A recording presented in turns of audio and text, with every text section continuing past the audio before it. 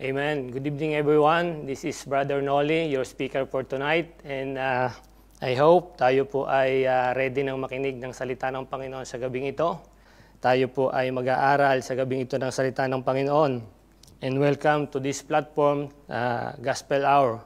Amen. May I invite you all na buksan po ang inyong Biblia sa Books of Acts chapter 3. And we will be reading 11 verses from verse 1 to 11.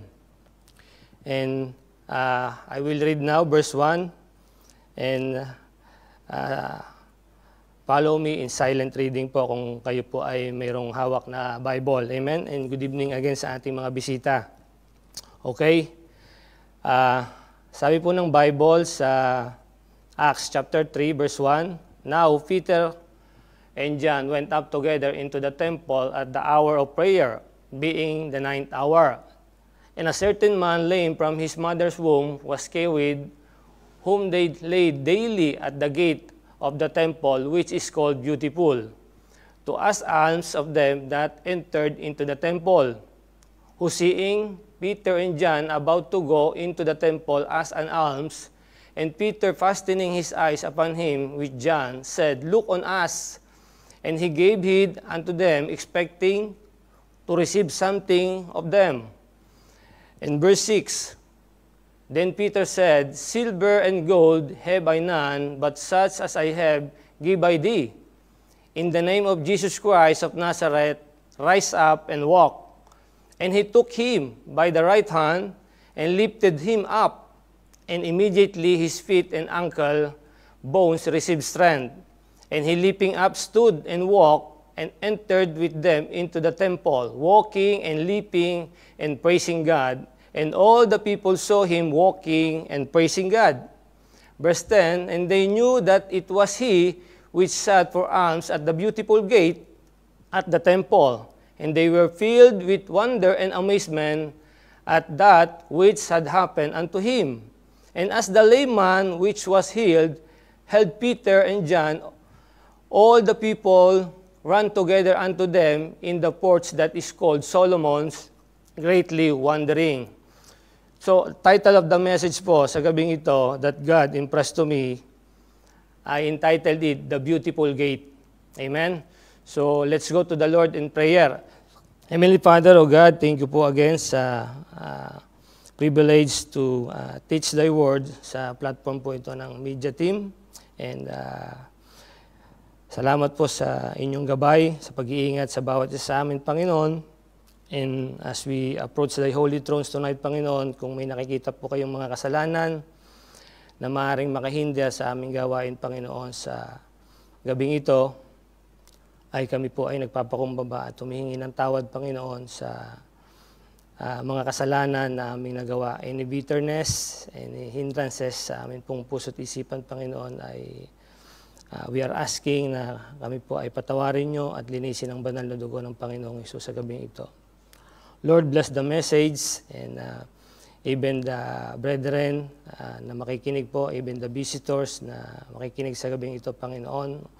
Open their heart, Panginoon, that they will know that they need of a Savior, Panginoon. Wala pong iba kundi ang Panginoong Hesukristo. And tonight, Panginoon, kayo po ang maitaas at mabigyan ng papuri sa amin pong kalagitnaan, Panginoon. And we are praying, Panginoon, that you will bless even the gadget and the media team so that we can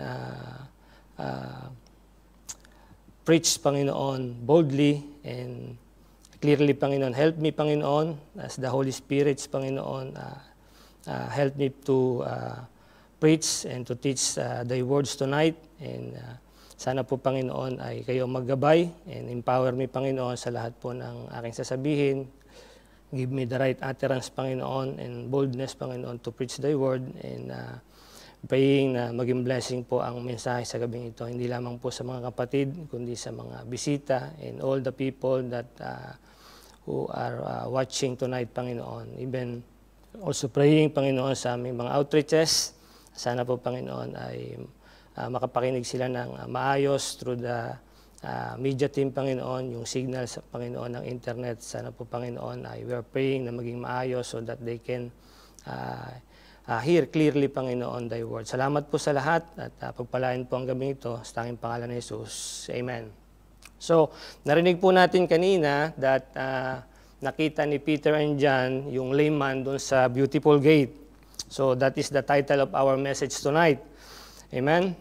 I entitled it Beautiful Gate. Pero bago po natin umpisan, let's go back a little bit doon sa bakit ba sila napunta doon sa Beautiful Gate. Amen? Sa pinto ng templo at nakita nila yung layman. Kung babasahin natin po yung chapter 2, it was the day of Pentecost. And naganap po doon yung speaking in tongues. And some are mocking them na sila po ay mga lasing daw. They are drunken. But Peter standing in the midst of them at sinabi, hindi po kami lasing. And that, nagsimula po yung preaching. No? Nag-preach si Peter in the midst of the people. And 3,000 souls got saved in that day. And they continue steadfastly in the apostle doctrines, and I believe that they are doing soul winning. Amen? They are continuously working, no? Yung gawain ng Panginoon to win soul, like our brethren, they are in the midst of the street and winning soul today. Amen. So praise God for the life of our brethren na lagi pong nasa field at nag-win ng mga kaluluwa. Amen. So before that, napadaan doon sina Peter, and pagkagaling na nila doon sa gawain na to, maybe it is alas 3 ng hapon, no? In the 9th hour, no? So yun po ay alas 3 ng hapon. Pagkatapos nilang gumawa ng gawain ng Panginoon, nagpunta sila sa temple. Bakit? Ang sabi po nung verse 1, and Peter and John went up together into the temple at the hour of prayer. So noon pala, meron ng prayer meeting, no? Alas 3, being in the 9th hour. So pagkatapos nilang mag-soul winning, nagpunta sila sa temple and they are going to pray. At nakita nga po nila doon sa gate, no? Itong layman. At ang sabi nila doon sa layman, bakit ka nandyan, no? Sabi nila doon sa layman, at nga pala, ito nga po pala yung first apostolic miracle, no? Yung layman. Siya yung unang pinagaling ng mga apostol in the name of the Lord Jesus Christ, no? It was done in front of the Beautiful Gate. So, that's why I entitled this message, The Beautiful Gate. Amen? So, alam niyo po, there's none other beautiful gate rather than the gate of the true church. Amen? That the Lord Jesus Christ established. Wala nang iba pang gagandang pintuan. Ano po? Na ating dapat pasukan, kundi yung pintuan ng iglesia, tunay na iglesia na itinatag ng Panginoon. Alam niyo po, ang definition ng gate, according sa dictionary, gate is an entrance or a door, a movable barrier, usually on hinges, closing and opening in a fence wall or other enclosure. No? Pag may mga lugar na sarado, yung tawag po doon sa papasukan natin, ang tawag doon ay gate. No? Gate is an opening permitting passage through an enclosure. Dito tayo pwedeng dumaan. At ito lang yung way. No? At the only way sa ating text, the only way na maayos at maganda, yung ipinrepair po ng Panginoon para sa ating lahat. In a way, at yung inihanda ng Panginoon, ang tawag po rito ay a way of an opportunity to meet God. Dito, kaya doon sila papasok sa temple eh. So, ito po, sa ating mga bisita, if you are desiring to enter into that beautiful gate, you will meet God inside. Amen? So, but biblically, no, was mentioned two kinds of door. No? Dalawa po yung minention sa Biblia na dalawang pintuan, which a person using his God-given volition to enter in. No? Yung ating karapatan na pumili ay dalawa yung binanggit sa Biblia na pintuan na pwede nating pasukan. No? The straight gate and the wide gate. Isang makitid na lagusan at isang malawak na lagusan. Yun po yung binanggit sa Bible. Pero not every door is the right one to enter in. Tulad nga ng sinabi natin, dalawa yung pinto. Ano? At hindi lahat ng pinto na papasukan natin ay nakakasigurado tayo na yun ang tama. Amen? So the only right passage to enter is the one from God. Yung tamang pinto na dapat nating pasukan, siguraduhin po natin na ito ay galing sa Panginoon. No? A gate that was prepared by God is called beautiful. Ito po yung tinatawag na beautiful gate. Ito yung prepared by God that is called beautiful. No? But take heed in choosing the right one. Sabi ko nga kanina, mag-ingat tayo kung pipili tayo ng pintong papasukan. Kung may inihanda po yung Panginoon na pinto o lagusan para sa atin, meron din yung the devil also prepared a gate which is wide and open. Kung makitid yung hinanda ng Panginoon na lagusan, yung hinanda naman ng diablo or the devil is wide and open. No? Bukas lahat yan. Malawak at pwede kang pumasok anytime. Ano? The door, pero mag-ingat po tayo, that door is seemingly good outside. Ito yung mga mapangliling lang ng diablo. Mukhang maganda sa labas, no? That will caught your attention. Makukuha yung attention mo, mabilis kang maakit, no? Mabilis kang makuha yung iyong pansin, no? Mabilis mo siyang makita. At inside,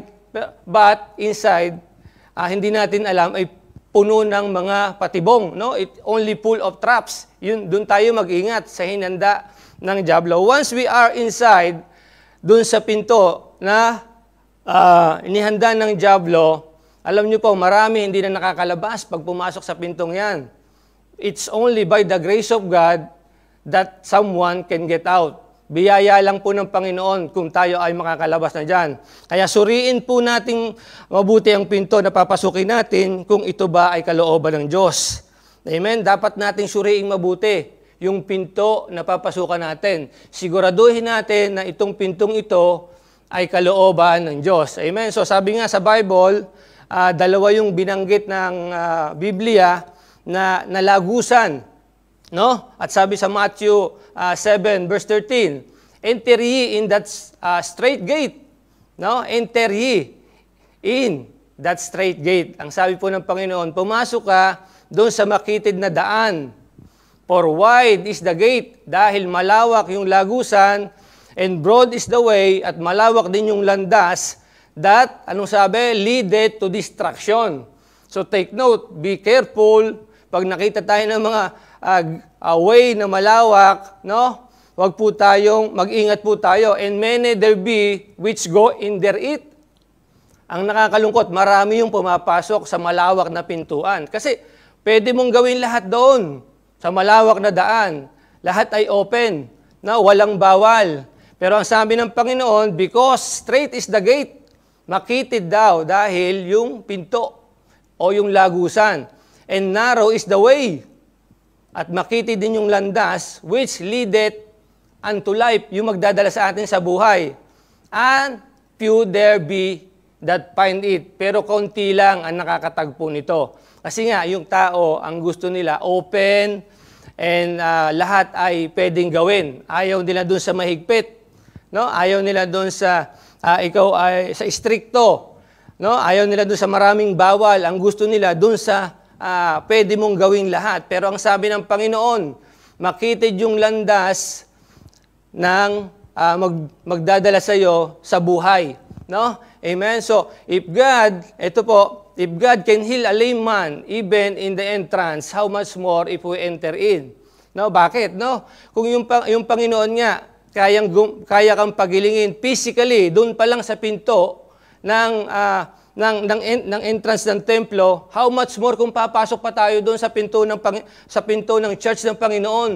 No? Kung kaya tayong pagalingin sa loob, sa labas, physically, how much more kung papasok tayo doon? So what will happen when a person enter into that beautiful gate? Anong mangyayari when a person enter into that beautiful gate? No, God will not heal you only physically, but spiritually.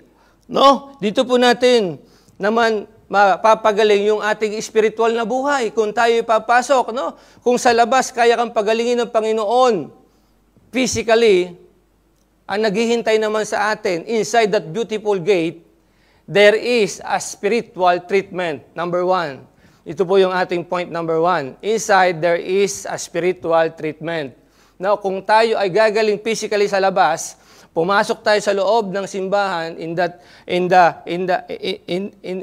that beautiful gate, inside, ang naghihintay po sa atin is a spiritual treatment. Dito naman tayo gagamutin spiritually. So, bakit? Ang sabi ng Bible, then Peter said, silver and gold have I none, but such as I have, give thee, I thee. In the name of Jesus Christ of Nazareth, rise up and walk. And he took him by the right hand and lifted him up, and immediately his feet and ankle bones received strength. Nakatagpo agad po ng kagalingan. Nung kuhanin ni Peter yung kanang kamay, nung lumpo, at sinabi niya sa pangalan ng Panginoong Jesucristo, tumayo ka dyan, at ibinigay niya yung kanang kamay, itinindig niya yung lumpo, at immediately, alam niyo yung nangyari, nagkaroon ng lakas yung baldado niyang paa, yung buto at saka yung mga kasukasuan, nagkaroon ng kagalingan dahil sa pangalan ng Panginoong Hesus. No? Alam niyo, kung papasok ka inside this beautiful gate, ang sabi sa ating point number 1, inside there is a spiritual treatment. The first thing that will happen inside that beautiful gate, it will heal you spiritually. Amen? It will heal you spiritually. Bakit? Dito tayo tuturuan about the Word of God. Dito natin makikita yung pangangailangan ng Espiritu natin, ng salita ng Panginoon. Look at this. Peter said, I have no gold and silver, for they were about to enter in the temple to meet God. Amen. Sino yung tatagpuin nila sa loob ng templo? It is God. Papasok na sila. Bago sila pumasok, nadaanan nila dun sa labas, yung layman, at through that, itinayo nila, at in the name of the Lord Jesus Christ, gumaling yung layman. And after that, you know what? Peter is a follower of Jesus Christ. And he doesn't have gold and silver, for God is the one who provided for him, for God's grace is sufficient. Ano po? To everyone that trusts in Him. Alam nyo, kung papasok tayo dito sa beautiful gate na ito, hindi naman natin kailangang magdala ng kayamanan eh. No? When someone decided to enter in the beautiful gate of the temple, where the presence of God is, we do not need to bring any gold or silver. Amen? Sapat na po yung ating sarili. Amen? Kung tayo ay magdi-desire, hindi natin kailangan magdala ng kayamanan kung papasok tayo sa loob ng tunay na simbahan ng Diyos. Kasi mayaman po ang aming Diyos na pinaglilingkuran. And many are saying, ito yung masakit, I will not enter into that gate, for I don't have gold and silver to bring in. Amen? So, ayaw nilang pumasok kasi akala nila, pag pumasok ka dyan, pera-pera lang. But that is not true. No? Kasi si Peter mismo ang nagsabi, wala akong silver and gold. Ang meron lang ako, it's only the Lord Jesus Christ. Amen? Si Kristo lang ang meron ako. Wala akong ginto at pilak, pero meron akong Kristo. Amen? At marami ngayon ay lingkod ng tunay na Diyos na nang pumasok sila sa gawain ay wala kahit ano. Alam niyo po, marami mga Kristiyano nagsimulang pumasok sa pinto ng simbahan. Wala naman kahit ano eh. Amen? Pero ano nangyari? Nung pumasok sila sa gawain ay wala kahit ano, ngunit ngayon ay nabubuhay ng masagana at tahimik kasi nagtiwala nga sila at sumampalataya sa Panginoon dahil sa Diyos. Dahil sa Panginoong Jesucristo. Kung bakit sila nabubuhay ng masagana at tahimik. No? Pag nakita ng Diyos na ikaw ay tapat at may masunuring puso sa kanyang kalooban, ano po? Ay ang Diyos mismo ang magbibigay ng pilak at ginto sa iyo. Amen? Pag nakita po ng Diyos na ikaw ay tapat, na nananampalataya sa Kanya, siya mismo ang magbibigay sa iyo ng ginto at pilak. No, people has that mentality. Ayaw nilang pumasok kasi akala nila pera-pera lang, for they are spiritually sick, being separated from God for a long time. Yung kasi yung iniisip ng tao, kasi akala nila pera-pera lang. Pero hindi po totoo yun. Because they are spiritually sick. Ito yung kailangang gamutin No, kawawa ang tao kung ito ang kanilang kaisipan sapagkat malubha ang kanilang karamdaman nang hindi nila namamalayan. Alam nyo, parang may cancer na hindi mo alam. Magugulat ka na lang. No? Pagdating nung katapusan na ng buhay natin, haharap tayo sa Panginoon. At pagharap natin sa Panginoon, hindi natin alam. Meron pala tayong huhusgan pala tayo according dun sa ating ginawa. Amen? It is appointed to a man once to die, and after that, judgment. No, doon natin malalaman na tayo pala spiritually sick. At pag nakita natin yun, wala na tayong magagawa. At remember, we have the spirit, not only body, but we have also spirit, soul and spirit and body. No, meron po tayong tatlong persona. Ang sabi ng Bible in 1 Thessalonians 5:23, and the very God of peace sanctify you wholly, and I pray God, your whole spirit and soul and body be preserved blameless unto the coming of our Lord Jesus Christ. Sino yung sinasabi rito ni Apostle Paul? He is speaking about sa ating kaluluwa at espiritu. Meron po ang tao na kaluluwa at espiritu, no, at katawan. No, the soul and the spirit needs an spiritual treatment. Yun ang kailangan natin. No, hindi pwedeng physical na pagkain lang. Kailangan din ang kaluluwa natin ng spiritual na pagkain, at yun po ay ang salita ng Diyos. No, spiritual treatment that a man has, that it will only found inside the beautiful gate that God prepare. Hindi po ito makikita sa daan. No? Sa loob lang ng beautiful gate din, which is the temple and the church of God, makikita at maririnig yung pagkain ng ating espiritu, nagagamot sa ating espiritong may sakit. No? Kasi sabi ng Bible, but he answered and said, sabi sa Matthew 4, but he answered and said, it is written, man shall not live by bread alone. Hindi lang tinapay, hindi lang physical na pagkain ang kailangan natin, but every word that proceeded out of the mouth of God. Sino yung kailangan natin pakainin? Yung ating espiritu at yung ating kaluluwa ng salita ng Panginoon. And the word of God, the food and the nourishment of the Spirit will only be heard inside the temple, inside the true church that Jesus Christ established. Dito lang maririnig sa loob ng simbahan. Amen? Church is an assembly of a Christian gathered to worship God. A called out assembly of people that are saved and baptized. No, hindi po building yung church. Pero yung templo kung saan tatagpuin natin yung Panginoon, nandun yung lagusan. Papasok tayo doon para marinig ang salita ng Panginoon. Amen? At doon tayo gagamutin spiritually. Dahil yung church na itinayo ng Panginoon, ang sabi niya sa Matthew 16:18, I say also unto thee that thou art Peter. No, sinabi niya kay Pedro, kay Peter, and upon this rock, I will build my church, and the gates of hell shall not prevail against it. Sino yung nagtayo ng church, ng tunay na church? It is the Lord Jesus Christ. Amen. The only thing that Peter has the Lord Jesus Christ. No, kaya malakas yung loob ni Peter na rise up in the name of the Lord Jesus Christ. Alam niya, gagaling yung layman. Dahil sa pangalan ng Panginoong Jesucristo. Dahil yun mismo ang kayamanan ni Peter. Only the Lord Jesus Christ. And inside that beautiful gate, which is the temple of the living God, the temple that are healed, the people that are healed are lifting up only proclaiming and praising the name of the Lord Jesus Christ. Yung mga tao na matatagpuan mo sa loob mismo ng beautiful gate na yan, ng templo ng Panginoong Diyos, yun yung mga tao na nagpupuri sa Panginoon dahil nagkaroon sila not only physically healed, but spiritually healed. No? Meron silang natanggap na kagalingan galing sa Panginoon, not only physically, but even spiritually. At ito yung sinabi nila, and he leaping up stood and walked and enter with them.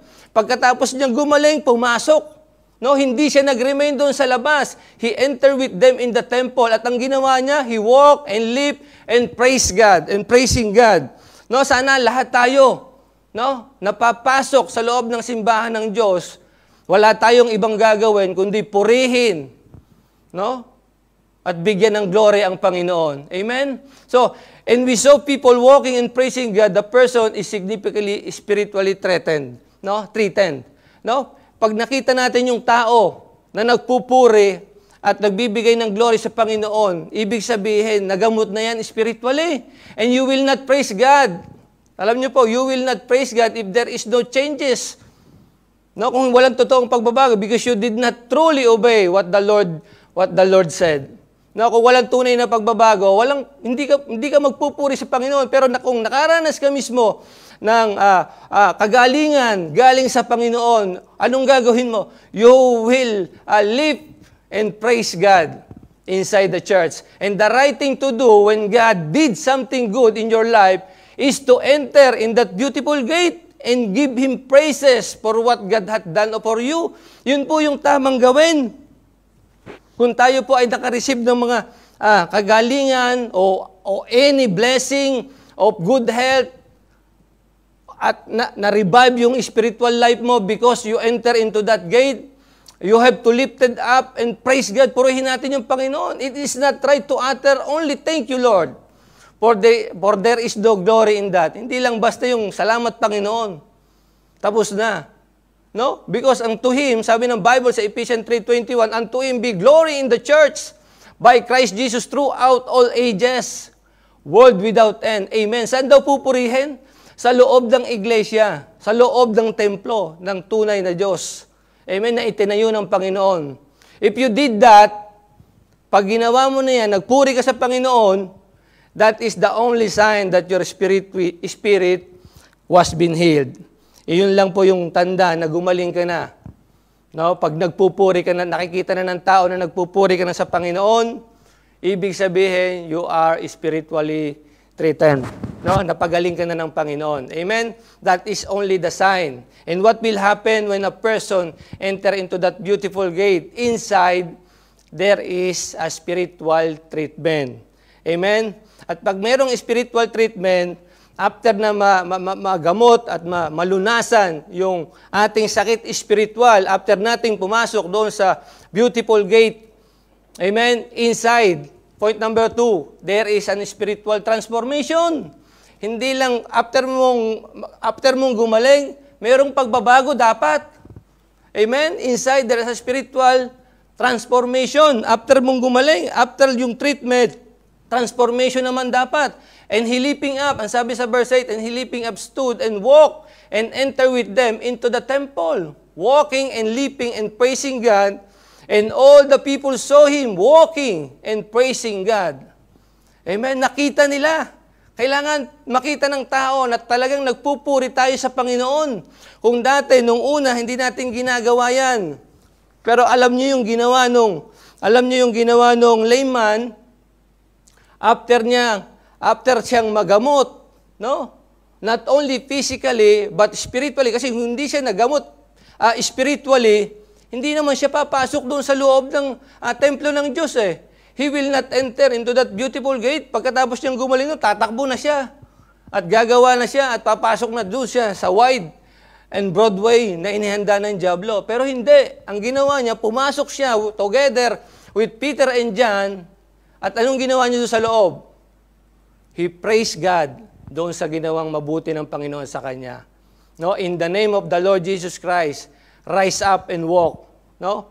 He recognized that good thing na ginawa ng Panginoon sa kanya. Sana lahat po tayo, pag mayroong ginawa sa ating mabuti ang Panginoon, whether you are a believer or not, dapat ang gawin natin ay pumasok tayo doon sa tamang simbahan at doon natin bigyan ng kapurihan ng Panginoon. Amen? So, that is a transformation. Kung dati hindi ka nagpupuri sa Panginoon, inside, there is a spiritual transformation inside that beautiful gate. No, a person will be transformed after the spiritual healing. Amen? Doon siya magbabago after niyang magamot spiritually. After that, he truly repented of his sin, there is a change of mind, a change of direction towards the Lord Jesus Christ. Hindi niya naiisipin yung dati niyang buhay after you enter into that beautiful gate. Amen? So, ang gagawin mo ngayon, susunod ka sa Panginoon, papalitan mo yung kaisipan mong makabundo, and that mind, papalitan mo ng makalangit na kaisipan. Ang sabi ng Bible sa 2 Corinthians 5:17, therefore, if any man be in Christ, he is a new creature. All things are passed away. Behold, all things are become new. Amen? Pag may Kristo raw ang tao, ay nagbabago na.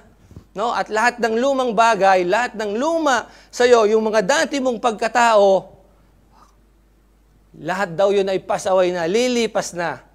No? There's a change of mind toward the Lord Jesus Christ.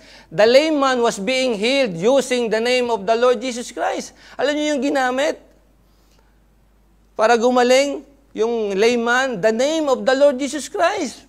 So every one of us need a healing to receive a transformation, a transformed life. No? Through the name of the Lord Jesus Christ. After his healing, he entered with them into the temple together with Peter and John. And what? Ano pong ginawa? What the layman did is walking, leaping, and praising God. Ito yung ginawa ng layman. Hindi siya nag-remain sa labas. The layman did not remain outside that beautiful gate. He entered with Peter and John. At alam niyo po, sa lumang buhay natin, kailanman ay hindi natin naisip na purihin ang Panginoon, anumang mabuting kaganapan ang nangyari sa atin. Pero, sa sandali na bigyan natin ang konsiderasyon ang pinto na inilaan ng Diyos sa bawat isa sa atin, ay sigurado na magkakaroon ng pagbabago sa buhay natin. Amen? So, kailanman hindi po natin naisip noon na purihin ang Panginoon.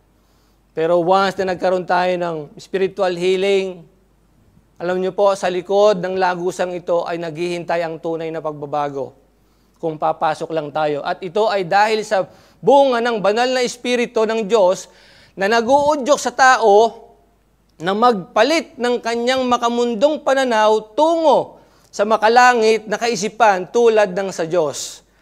Amen? And Jesus Christ is still the business of the changing life. If we only enter into that beautiful gate. Alam niyo, kung papasok lang po tayo into this beautiful gate na inilaan ng Panginoon, doon sa tamang pinto na inilaan ng Panginoon para sa lahat sa atin. Lahat po ay welcome in this beautiful gate. Wala pong pinipili ang Panginoon because for God so loved the world that whosoever believe in Him, that He gave His only begotten Son, that whosoever believe in Him should not perish, but have everlasting life. Kaya nga, kahit sino man, for whosoever, no, sino man ang pumiling pumasok sa pintuang ito, welcome po. Amen? Hindi po kayo itataboy. Bagkus kayo po ay tatanggapin ng open arms. At dito po tayo sama-samang magpupuri sa Panginoon. Amen? So Jesus Christ is still in the business of changing life. Alam niyo po, pag nababago ang buhay natin, God is glorified. And this world is full of stress. Tandaan niyo po yan. This world is full of stress. And if we desire to have a changed life, enter in where Jesus is. No, kung gusto niyo pong magbago, kung nahihirapan ka na sa buhay na ito na punong-puno ng stress, ang sabi ng Panginoon, entered with Peter and John. Saan sila pumasok? In that beautiful gate, no, kung saan ito ay inihanda ng Panginoon para sa ating lahat. And if we desire to have a changed life, enter in where Jesus is. No? Doon po tayo pumasok kung saan matatagpuan natin ang Panginoong Hesukristo at sigurado po, no, mayroong pagbabago ang mangyayari sa ating buhay. There is an spiritual healing and there is an spiritual transformation after natin. No? Therefore, if any man be in Christ, he's a new creature. No? Mababago ka na. And behold, all things becomes new. No? And all things pass away and becomes new. Magiging bago lahat. And all the people saw him walking and praising God. Nakita po ng mga tao na yung lame man ay lumakad at nagpupuri sa Panginoon. Amen. Sana kung tayong lahat ay nakatanggap ng isang mabuting bagay sa Diyos, ang dapat nating gawin ay tulad ng isang lame man na ito na lumakad tayo na magpupuri sa Diyos. Amen. All those people around you will see that you are praising God. No? Makikita po nila yung pagbabago na yan. No? For your changed life, and when there is a changed life, alam niyo po, God is glorified. Pag mayroong nababagong buhay, nag-glorified po ang Panginoon.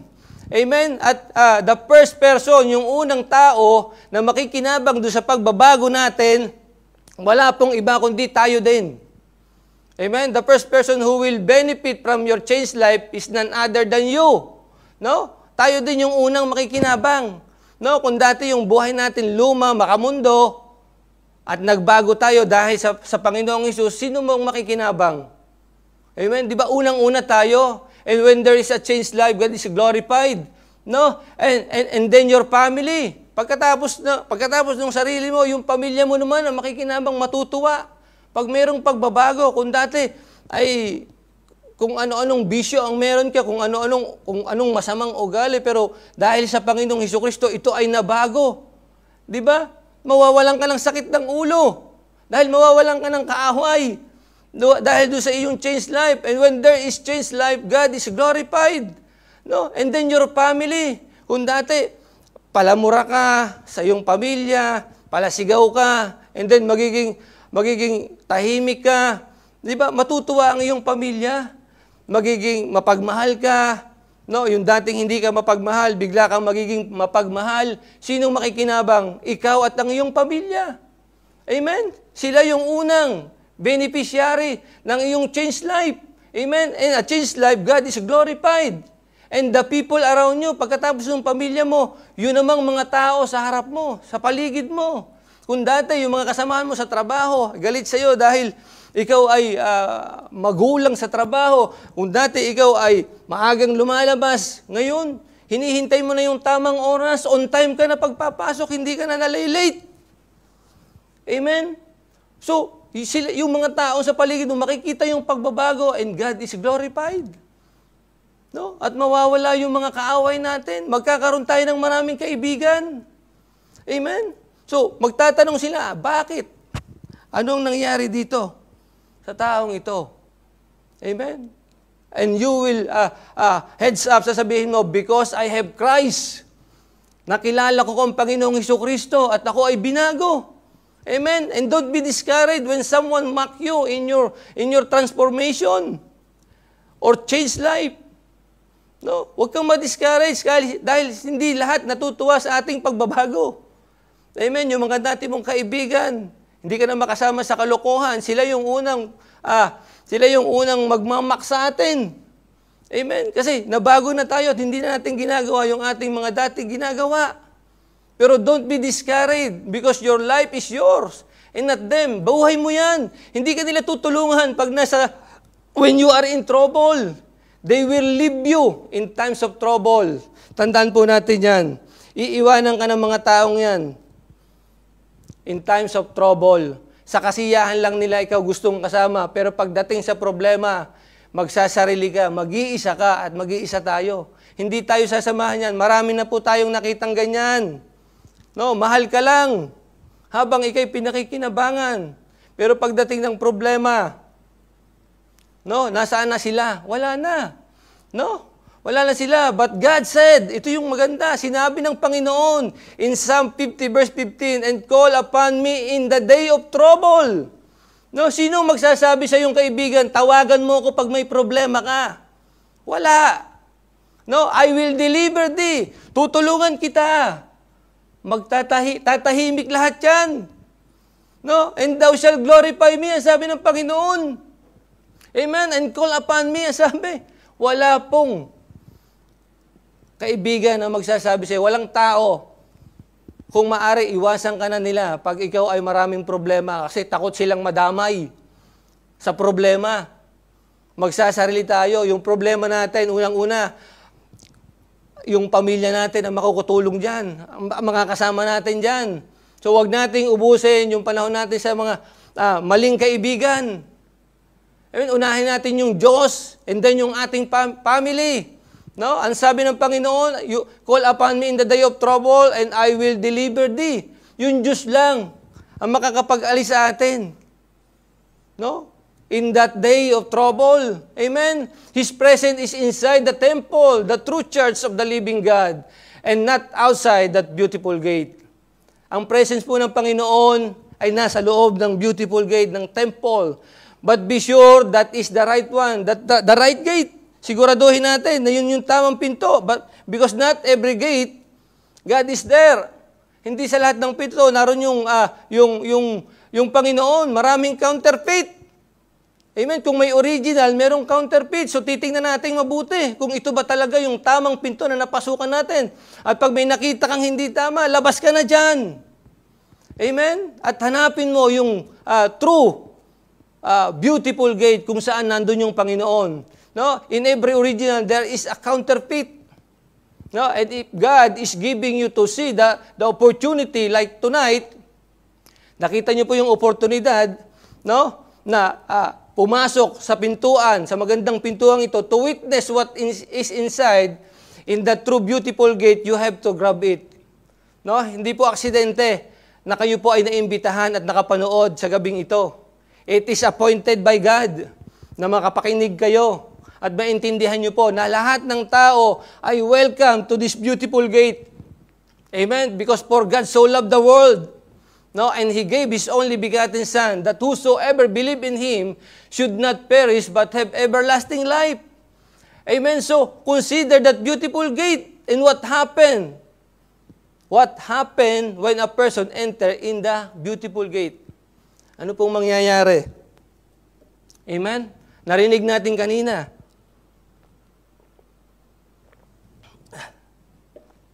Inside, there's a spiritual treatment. And secondly, inside, there is a spiritual transformation. Mabilis lang po tayo. No? Mabilis lang tayo. Maiksi lang po yung outline. No? Consider that beautiful gate and what happened when a person enter in that beautiful gate. If you are spiritually treated, you are spiritually transformed, praise God. Amen? Tayo po'y magpuri sa Panginoon. At hindi lamang po yan ang matatagpuan natin sa loob ng beautiful gate. Amen? Where God is. No? Treatment and transformation. And thirdly, inside, there is a spiritual treasure. Amen? Merong kayamanan sa loob ng church. Sa loob ng iglesia ng Panginoon. Yung tunay. Amen? Kung saan nandoon ang Panginoong Hesukristo. Amen? Inside, there is a spiritual treasure.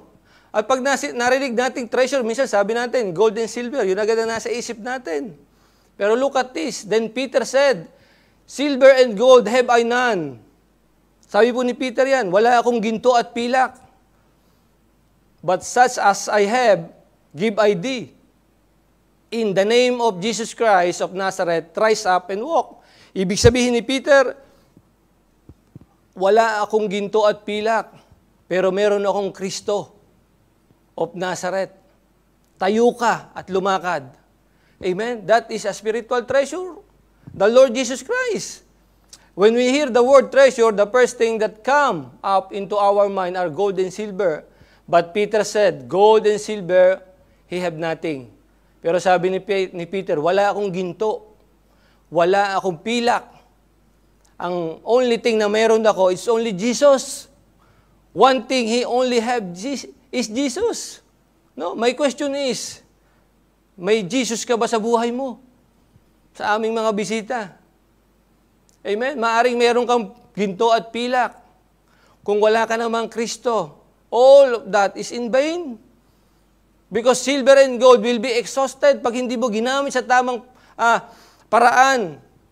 Yung mga earthly treasure na yan, mauubos yan. Amen? And other earthly treasure will be gone out for they are limited. Hindi yan forever. Pag yung God-given treasure sa atin, God-given resources ay hindi natin na manage ng maayos, mabilis maubos yan.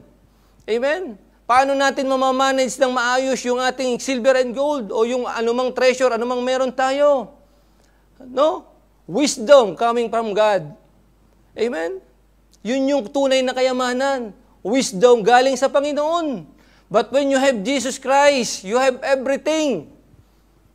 Pag meron po tayong Kristo, lahat ay meron tayo. Amen? Wala ka mang ginto at pila. Kung may Kristo ka, you have everything. Amen? You have everything. Because ang sabi po ng Bible, my God shall supply all your need. All your need.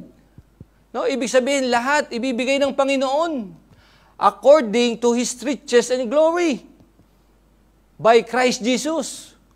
No? Panginoong Hesukristo pa rin. Amen? But my God shall supply all your need. Lahat ng ating pangangailangan, lahat ng iyong kailangan, according to His riches and glory. Amen? Ayon sa kayamanan ng Panginoon. No? Through Jesus Christ our Lord. No? Wala namang kaya naghirap at walang naging pulubi, katulad nung layman na ito, matagal siyang naging pulubi sa labas ng gate. Pero wala akong alam na naging pulubi nung tanggapin nila si Kristo Jesus sa kanilang buhay. Wala akong alam na ginutom ng Panginoon. Wala akong alam na naghirap nung piliin nila pumasok sa gawain ng Panginoon. Amen? Bagkus, ang dami, mga kapatid, marami akong kilala, they are blessed. Not only spiritually, but physically. Not only physically, but financially. Amen? Dahil pinili nila. Kasi sabi ng Bible, but my God shall supply all your need according to His riches and glory. No? Yan po yung pangako ng Diyos. In the name of Jesus Christ of Nazareth, ang sabi ni Peter, rise up and walk.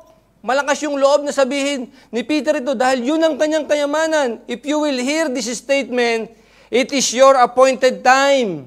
Pag narinig niyo po itong mga salitang ito na yung tamang panahon para sa iyo, mahal naming bisita. Because now is the day of your salvation. Amen? Grab it. Huwag po nating tanggihan. Amen? So rise up and walk and obey the Lord Jesus Christ, the author and the finisher of our faith, the Lamb of God, who shed His blood on the cross of Calvary for my sin and for your sin. Alam niyo po, for all have sinned and come short to the glory of God. Yan ang sabi ng Bible. Lahat tayo ay makasalanan at walang nakaabot sa gloria ng Panginoon. Amen? And for the wages of sin is death, but the gift of God is eternal life. Amen? May kabayaran ng kasalanan at ang kabayaran ng kasalanan ay kamantayan sa lugar ng impyerno. And the real treasure is the one who will raise us up from the bondage of being a lame person because of many sin. Ito po yung tunay na kayamanan, yung magtatayo sa atin. Magmula doon sa bondage ng kasalanan. Amen. Salamat po sa inyong panonood.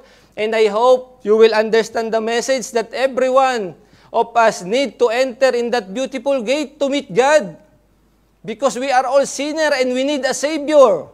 And the real treasure is the one who raised up us from the bondage of sin. Yung magpapalaya po sa atin galing sa pagiging baldado natin dahil ng kasalanan. The only name that can raise us out of the bondage of sin is the name of the Lord Jesus Christ. Amen? Yun lang po ang makakapagpalaya sa atin because Jesus is the way, the truth, and the life, and no man cometh to the Father except by Him. No, ang Panginoong Hesukristo lang po ang daan patungo sa kaligtasan.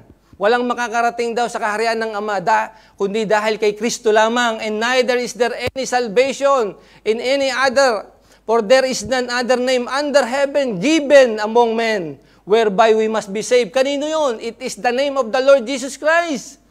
Amen? So, yung pangalan lang po ng Panginoong Hesukristo, yung binigay sa atin upang tayo'y maligtas. Wala nang iba. But you cannot find Jesus Christ in the midst of every worldliness. Hindi mo siya makikita doon sa wide road na sinasabi doon sa Bible. No, hindi natin siya matatagpuan doon because sabi niya, nandun siya sa makitid na daan kung saan matatagpuan mo yung buhay. Amen? Doon natin siya matatagpuan. But you cannot find Him sa gitna ng open road na yan, kung saan nandun lahat ang kamunduhan, lahat ay pwedeng gawin. No? Hindi po acceptable ang kasalanan sa Panginoon. Amen? And consider that beautiful gate. Enter into it. Pasok po tayo dito. Kasi unto Him be glory in the church by Christ Jesus throughout all ages, world without end. Amen. And Jesus Christ is inside that gate. And I hope you will understand tonight sa aming mga bisita No, it is Him, the true and only spiritual treasure whose value is more than the silver and the gold. Siya po yung tunay na kayamanan natin. Kung saan yung kanyang value ay mas higit pa sa ginto at pilak.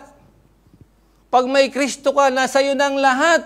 Then Peter said, silver and gold I have none, but such as I have give thee, I thee, in the name of Jesus Christ of Nazareth, rise up and walk. Alam niyo po, sa isang tao na baldado at lugmok sa kasalanan, ang tunay na kayamanan ay ang itindig ka ng Diyos at turo ang lumakad patungo sa kabanalan. Amen. Yun po yung tunay na kayamanan, kung saan aahudin ka at ititindig ka ng Panginoon at turuan kang lumakad patungo sa kabanalan. Mas gusto ko ng tawaging banal kaysa naman isinusuka ka ng lipunan at maging ng iyong pamilya dahil sa ating kalukuhan. Amen. Consider that beautiful gate whose inside there is a spiritual treasure. Piliin natin ang lagusan kung saan ang Diyos ang iyong matatagpuan. I hope to our visitor, alam niyo po, for all have sinned and come short to the glory of God. Lahat tayo ay makasalanan and we need a Savior. No, and for the wages of sin is death, but the gift of God is eternal life through Jesus Christ our Lord. Amen. And sabi ng Bible, repentance toward God and faith unto the Lord Jesus Christ. Magsisi daw po tayo ng kasalanan sapagkat sabi ng Bible, lahat tayo makasalanan. At kailangan natin ng tigapagligtas. If you are a visitor tonight, I hope you will repent of your sin and accept Jesus Christ as your Lord and Savior. Because ang sabi ng Bible, if thou shalt confess with thy mouth the Lord Jesus Christ and shalt believe in thine heart that God raised Him from the dead, thou shalt be saved. Maliligtas ka raw po pag binanggit ng iyong bibig ang Panginoong Hesukristo at nagsisi tayo ng ating kasalanan. For whosoever call upon the name of the Lord, thou shalt be saved. If you are a visitor tonight, do you want to repent of your sin and accept the Lord Jesus Christ? If you desire to repent of your sin, follow this prayer. Hindi po ito makakapagligtas, but it is your prayer. Kung sincere ka po na makikipag-usap sa gabing ito, through this prayer na gagawin natin, ang sabi ng Bible, thou shalt be saved. For whosoever call upon the name of the Lord, thou shalt be saved. Kung sino man ang tumawag sa pangalan ng Panginoong Hesukristo at magsisi ng kasalanan, ay maliligtas. So if you desire to accept the Lord Jesus Christ, follow this prayer. Follow me. Let's pray. Panginoon, salamat po sa gabing ito. Thank you, Lord, for the message. Thank you, Lord, na nalaman ko po that I need to enter into that beautiful gate to meet you. And tonight, Lord, I am desiring to repent of my sin. Gusto ko pong talikuran ang aking lumang buhay, yung aking pagiging balda dahil sa kasalanan. Salamat po sa iyong salita sa gabing ito, Panginoon. Sa gabing ito, Panginoon, nalaman ko ang iyong kabutihan ng iyong alay na buhay na walang hanggan sa sino mang magsisisi ng kanyang kasalanan. At sa gabing ito, Panginoon, ako po ay nagsisisi ng taus-puso sa lahat ng mali at kasalanan ng aking nagawa. Patawad po. At tinatanggap po kita, Ama. Tinatanggap po kita, Panginoong Hesus, sa aking buhay. Aking Diyos at tikapagligtas ng aking kaluluwa. Salamat po sa buhay na walang hanggan na iyong regalo. Salamat po sa gabing ito at narinig ko ang iyong kabutihan. Dinggin mo po ang aking panalangin. Ito po ang aking pakiusap. Sa tanging pangalan ng Panginoong Hesus. Amen and amen. Wala pong nagsisi na tumanggap sa Panginoon. Wala pong naging mahirap. Wala pong naging sagabal. No? Pagkasama natin yung Panginoon, we can do all things through Christ Jesus Christ, which is strengthening me. Siya po yung magbibigay sa atin ng kalakasan. And if you are a visitors, Just right there, I accept the Lord Jesus Christ. Alam niyo po, yung isang kaluluwa na tumanggap at nagsisi ng kasalanan, ang langit po ay nagdidiwang, ang mga anghel ay nag-aawitan. Amen? Ang sabi po ng Bible, sa ating conclusion, and He took him by the right hand. No? Kukunin ka ng Panginoon, kanyang kanang kamay, and He lifted him up. Itatayo ka. Alam niyo po, pag itinayo kayo ng Panginoon sa inyong kanang kamay, and immediately his feet and ankle bones receive strength. Kung naranasan ng layman na ito, ng taong ito na baldado, na matagal ng panahon, dahil because of sin, kung tayo'y nahihirapan sa ating kasalanan, wala pong ibang kasagutan, kundi ang Panginoong Hesus lamang. Amen? So, naka-receive ng kalakasan ang taong ito. So I hope we are desiring to accept Him. As we go to our conclusion, when someone is extending a hand to you in the name of Jesus Christ, grab it and stand up, for that person is God's instrument to lift you up from your sinful situation. And go with Him entering in that beautiful gate. Amen? Sama po tayo doon sa instrumento ng Panginoon.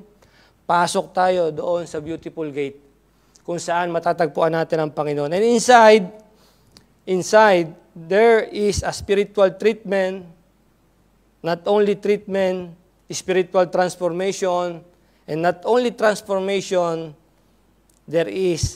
inside, there is a spiritual treasure. So to God be the glory, and I hope we have learned something tonight. And before we pray, salamat po sa inyong pakikinig, and salamat po for those profession of faith. Praise God for that, and we are praying for that. Praise God po sa buhay ninyo, and praise God at natapos po tayo ng Gospel Hour tonight. No? God bless you all, and we will close this Gospel Hour in the word of prayer. Let's pray. Father God in heaven, thank you, Lord, in this victorious night. Thank you for the profession of faith, Lord. Salamat, Lord, at patuloy ka pong nagliligtas ng mga kaluluwa. Patuloy niyo pong kayong mangusap sa iba pang mga bisita, Panginoon, who have heard your good news tonight, Panginoon. Sana po, Panginoon, kayo ang patuloy na magbigay sa kanila ng kaligtasan, and let them, through the Holy Spirit, understand that everyone needs Jesus Christ, Panginoon, in their life. And we are thankful, Panginoon, that we are saved by grace, Panginoon. Salamat po at kayo po ay idinanak niyo ang inyong dugo at inialay niyo ang inyong buhay sa krus ng Kalbaryo para sa kasalanan ng sanlibutan, Panginoon. At we are privileged na kami po ay nakasama sa mga taong naligtas, Panginoon. Salamat po sa platform na ito na patuloy niyong ginagamit to spread the good news, Panginoon. And may you continue to bless the people behind it, Panginoon. Bless our pastor and even Ma'am Agnes. And we are thankful, Panginoon, sa answered prayer. And thank you, Lord, again.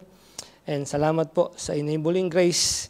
In Jesus' name we pray. Amen and amen. Again, this is Brother Nolly saying good night and God bless to all.